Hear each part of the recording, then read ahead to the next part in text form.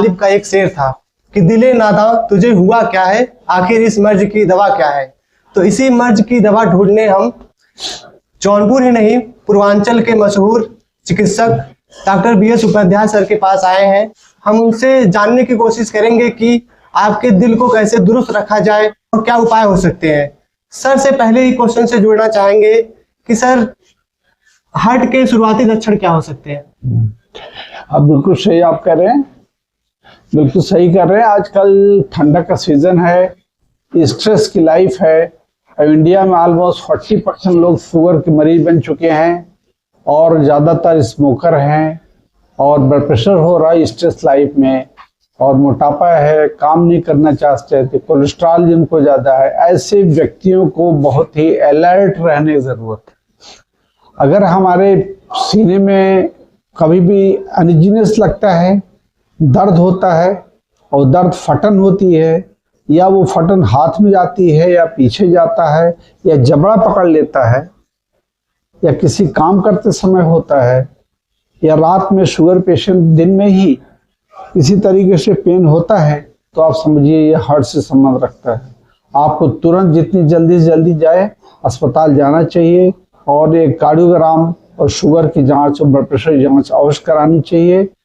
और आपको अगर डॉक्टर कहता है तो आपको तुरंत एडमिट हो जाना चाहिए। आपको इधर उधर नहीं करके आपको गैस फंस गई है, ये हो गई है, ये कह के अपने को विचलित न करिए, अदरवाइज प्राण घातक हो जाता है।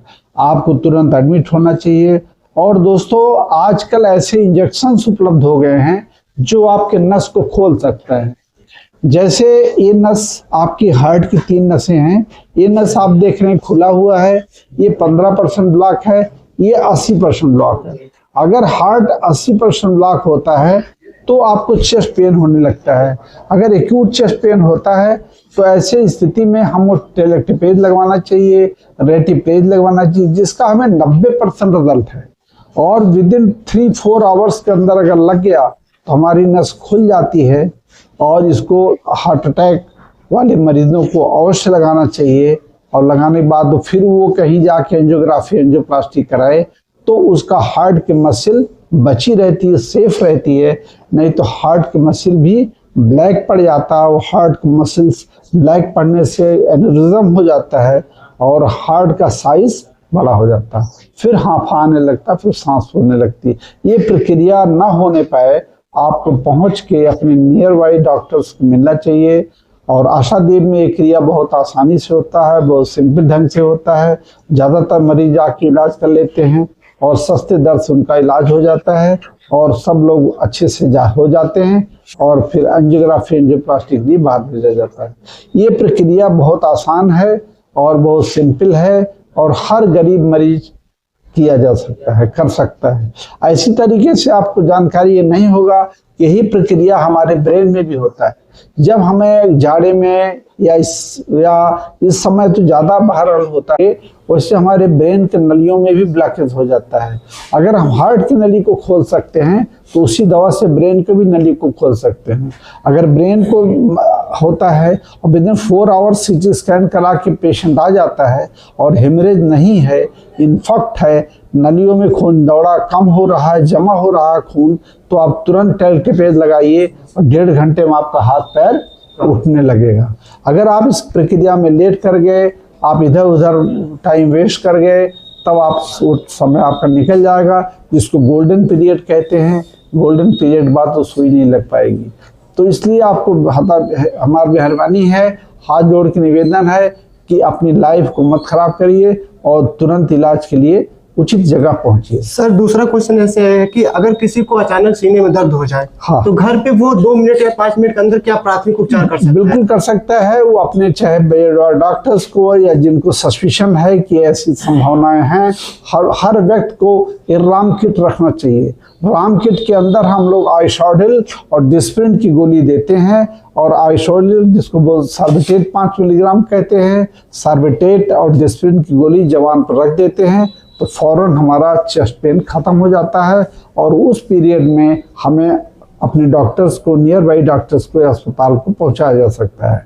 अगर हम 1 घंटा लेट करते हैं इस प्रक्रिया में तो हमारी लाइफ 1 साल कम हो जाएगी। 2 घंटा लेट करेंगे हमारी लाइफ 2 साल कम हो जाएगी, 3 घंटा लेट करेंगे 3 साल लाइफ कम हो जाएगी। तो दोस्तों इस प्रक्रिया में देर न करें, रात बिरात चाहे 2 बजे 3 बजे रात में अगर अटैक होता है, चेस्ट पेन होता है, तो आप अस्पताल जरूर पहुंचे और हम लोग आपकी सेवा के लिए बहुत बहुत तत्पर हैं, तैयार। कोलेस्ट्रॉल असली कारण क्या है और इससे बचने के आसान तरीके क्या हैं? बिल्कुल सही कह रहे हैं। अगर हम बचाव करते हैं तो हमें शायद ये बीमारी जल्दी ना हो। तो जिन व्यक्तियों को 5 प्रकार के व्यक्तियों को हमने बताया कि diabetes, blood pressure, cholesterol, smoking, obesity, मोटापा, ऐसे प्रकार के 5 प्रकार के व्यक्तियों को हमें विशेष ध्यान रखना चाहिए। हमें सुबह मॉर्निंग में 1 घंटा एक्सरसाइज करना चाहिए और वो एक्सरसाइज इतना हो कि हमें हांफा आने लगे या पसीना हो जाए। ऐसा नहीं कि हम केवल एक राउंड मार के आगे बैठ के फिर चाय पी रहे हैं, तो आपका चर्बी लेवल या आपकी कैलोरी वैल्यू नहीं पूरी कम होगी।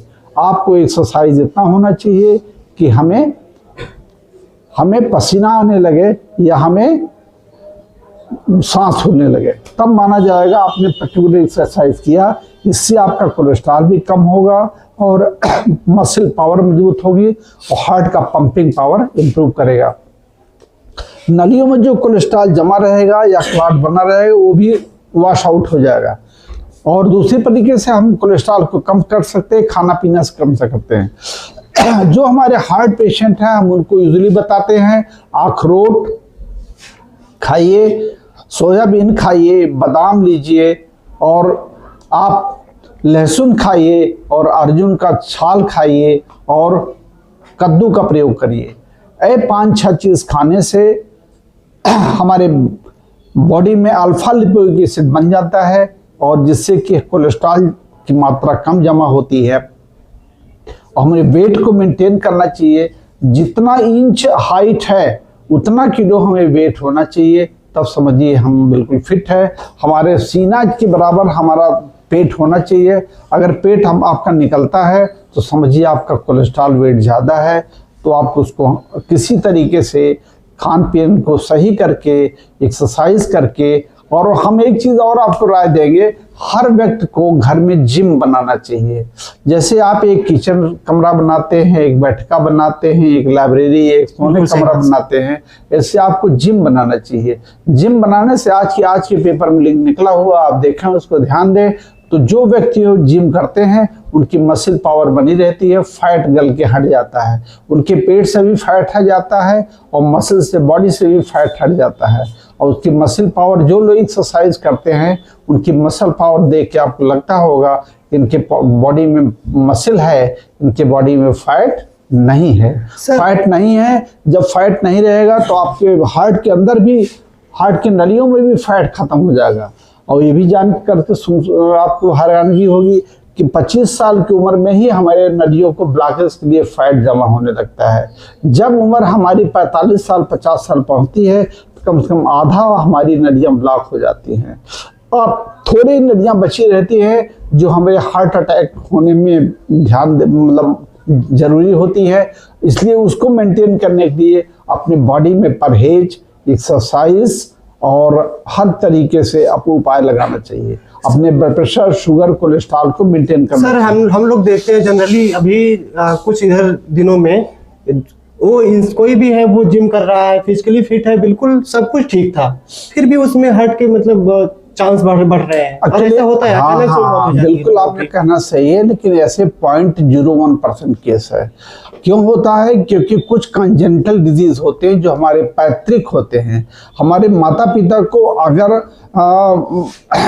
हार्ट आरबीबी है, राइट वेंट्रिकल ब्लॉक है, लेफ्ट वेंट्रिकल ब्लॉक है, कार्डियोमायोपैथी है, हार्ट की मसल बढ़ी हुई है, या उनके कुछ डिजीज ऐसे होते हैं जो पेरेंट्स से आते हैं या बचपन से होते हैं, आपको पता नहीं हमें है, वो आप पहले चेक करा के, टीएमटी करा के, इको करा के, तब आप जिम ज्वाइन करिए। सर दिल की जिम ज्वाइन करने के लिए आपको पहले डॉक्टर से एक बार सर्वे कराना चाहिए, डॉक्टर से चेक कराना चाहिए, तब आप जिम ज्वाइन करिए, तब करना चाहिए। ऐसे यूजुअली आपको तुरंत नहीं करना चाहिए क्योंकि जिम में बड़ा हेक्टिक मामला हो जाता है। सर क्या दिल की बीमारी वंशानुगत है? दिल की बीमारी अनुसांगत नहीं है, जेनेटिक नहीं है, हेरिडिटी नहीं है, लेकिन उसके कुछ लक्षण डीएनए होते हैं जो उसको प्रोपेगेट करते हैं, उसको बढ़ाते हैं। अगर आपके पेरेंट्स को फैमिली में हिस्ट्री है कि हमारे पिताजी माताजी हार्ट अटैक से मर गए थे, तो आपको अलर्ट रहना पड़ेगा। आपको पहले जांच करना पड़ेगा, आपको टीएमटी करानी पड़ेगी, एंजियोग्राफी करानी पड़ेगी, इको टेस्ट करके अलर्ट रहना पड़ेगा कि हमको न होने पाए। तो इस संदर्भ में आपको 50 साल के अराउंड आपको अलर्ट रहना पड़ेगा, तब आपकी लाइफ 100 साल पहुंचेगी। हम लोग इतना प्रयास कर रहे हैं, लेकिन फिर भी हमारे लोग 100 साल नहीं पहुंच पा रहे हैं, कहीं कहीं कमी रह जा रही है। इसके लिए हमें डायबिटीज, ब्लड प्रेशर, हमारा स्ट्रेस, कोलेस्ट्रॉल ठीक करना बहुत जरूरी है।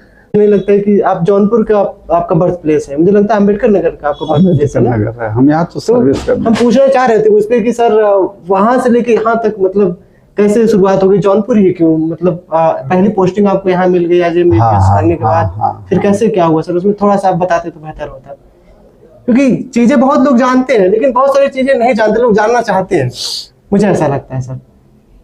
देखिए, हम लखनऊ शिफ्ट करना चाह रहे थे। हमारे ढेर सारे दोस्त, डॉक्टर हरिकांत तिवारी, डॉक्टर जो है अवधेश हैं जी सर, डॉक्टर वो एसपी राम, ये सब लखनऊ शिफ्ट हो गए। हम भी लखनऊ शिफ्ट होना चाह रहे थे, लेकिन लोगों का प्यार मोहब्बत की वजह से हम पड़े जौनपुर। तो सर शुरू से मतलब यहाँ से प्यार मोहब्बत लोगों का मिलता गया, हम पड़े रहे। सर हम किसी फील्ड को चुनते हैं तो वो उसका कुछ ना कुछ पीछे इम्पैक्ट होता है कि पिताजी ने कह दिया या फिर किसी से हमको मोटिवेशन मिल गया। तो आपका चिकित्सक बनने का क्या मोटिवेशन रहा? हम जब इस फील्ड में कैसे हम जब पीएससी में जाते थे तो डॉक्टर देखते थे तो हमें लगता नहीं डॉक्टर ही बनना चाहिए, क्योंकि तभी आप सबकी सेवा दे सकते हैं, अच्छे से सेवा दे सकते हैं, सबके दुख दर्द को दूर कर सकते हैं। ये जरूरी, ये बात अलग है कि आप 25-50 मरीज को देखते हैं जो दर्द से करा रहा है, तो कुछ % दर्द तो आप ग्रहण करते ही, उसके दर्द को दूर करने में आपको 5% तो दर्द होता ही है। इसलिए डॉक्टर को सबसे पहले ब्लड प्रेशर होता है, सबसे पहले शुगर होता है, सबसे पहले हार्ट होता है, क्योंकि उसकी लाइफ जो है बहुत ही स्ट्रगल में है। हम लोगों ने 5 साल की पढ़ाई की, एमबीबीएस इंट्रेंस की, बीएचयू में इंट्रेंस इतनी जल्दी नहीं मिलता, इंट्रेंस में 30 सीट है, ऑल ओवर इंडिया फाइट किए हैं, तब 30 बच्चे लिए गए हैं, वो भी जनरल कैटेगरी में, उसमें मेहनत किया। फिर एमबीबीएस हर साल पास किया 5 साल, फिर हाउस जॉब किया, फिर एमडी क्लियर किए। फिर उसके बाद भी पब्लिक नहीं समझती कि डॉक्टर है। जब तक आप पब्लिक की दिल खोल के सेवा न करिए, रात दिन सेवा न दीजिए, उनको दिन रात न बैठे रहिए, जब बुलाए तब उनकी सेवा दीजिए, रात में उठ के सेवा दीजिए, मतलब आप अपनी लाइफ को एकदम ख़त्म कर दीजिए। आपको कभी भी कोई समाचार, टीवी, फेस्टिवल से कोई मतलब नहीं, आप केवल मरीज देखते रहिए, नहीं तो आप साल भर इलाज करते रहिए, और एक दिन मरीज आए आप उठ के न देखिए तो सबसे बड़े आप मरीज अच्छे नहीं, आप डॉक्टर अच्छे नहीं हैं, आपको सेवा देना पड़ेगा। तो बहुत ही स्ट्रगल में लाइफ है, और पब्लिक को इस चीज़ को सराहना करना चाहिए। कनाडा में डॉक्टर ही एक ऐसा वर्क है जो उनके राष्ट्रपति से डायरेक्ट मिल सकता है, और ये चीज़ हमारे देश में नहीं है कि डॉक्टर इतना करता है और उसको जो है वो पब्लिक जो है उस तरीके से नहीं देखती है। सर आप शुरू से ही अपने आप को एक मेधावी स्टूडेंट के रूप में देखते हैं कि आपको मतलब बस ऐसे सामान्य लोगों की तरह आप शुरुआत में ऐसे बचपन में कैसे? हम ऑलराउंड फर्स्ट क्लास हैं, और अपने एमबीबीएस क्लास में भी हमारी 4th-5th पोजीशन आती थी। जो दिल्ली वाले लड़के थे, हम सोचे थे इंग्लिश मीडियम के लड़के हैं, ज़्यादा अच्छा करेंगे हमसे, लेकिन सब अच्छा नहीं कर पाते थे। जी सर। तो सर आप, इसका मतलब है कि आप शुरू से ही मेधावी थे? शुरू से हमें इंटरेस्ट था पढ़ाई में। जी सर। सर जौनपुर के जो पेशेंट आते हैं आपके पास, उन लोगों से आप कुछ कहना चाहें, या फिर वो मतलब कुछ भी वो ऐसे वो अपने आप को कैसे स्वस्थ रखें, फिट रखें? बस वही सेम चीज़ यही है, वही मेन चीज़ है कि diet, exercise, life style management. हम तो सबको बोलते हैं भाई कि लाइफ स्टाइल अपना रखो ठीक, तभी आप 100 साल जी पाओगे। अगर आपको डायबिटीज़ है, दवा तो हम दे देंगे, ठीक हो जाएगा। ढेर सारे पेशेंट बॉम्बे, दिल्ली और लखनऊ से आते हैं जो इलाज उनका पीजीआई में 55 बार सुई लगाते हैं, इंजेक्शन लगाते हैं, हम लोग उनका शुगर जो है गोली से कंट्रोल कर दे रहे हैं। अभी एक सिटी स्टेशन के अधीक्षक महोदय थे, उनकी पत्नी थी, उनको 4 बार पीजीआई वाले दवा लगाते, इंजेक्शन लगाते थे। फिर मैदानता गए, वही 5 बार इंजेक्शन, दिन भर वो इंजेक्शन लगाती थी, दिन भर चेकअप करती थी, और शुगर फिर भी यहाँ आई तो 250-300 निकलता था। तो उनकी सब दवाएं रोक के हमने गोली और सेट कर दिया, और एक इंजेक्शन केवल दिया, उसी से बिल्कुल 100% 150 शुगर आ गया। बहुत खुश है। और आप ये जान के आपको हैरानगी होगी कि आपके पैरों में शुगर बहुत जमा होने लगता है, आपके हार्ट की नलियों में शुगर डिस्टर्ब कर रहा है, आपको गुर्दे में डिस्टर्ब हो रहा है शुगर। तो शुगर भी हमारे देश में बहुत बड़ी समस्या है। हमारा पूरा देश जो है वो शुगर का केंद्र बना हुआ है। इसलिए हमें शुगर, ब्लड प्रेशर ही अगर हम कंट्रोल कर दें अपने लोगों को, तो 25% डेथ रेट कम हो जाए।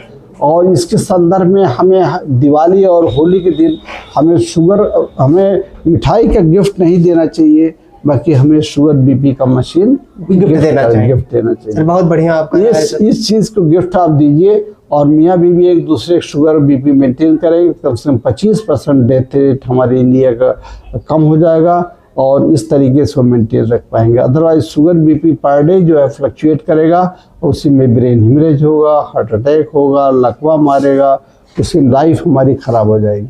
सर जिम वर्सेस योगा दोनों में कौन ठीक है? योगा बेटर है। योगा 50-60 साल के ऊपर वालों के लिए बेटर है, जिम उसके पहले वालों के लिए बेटर है।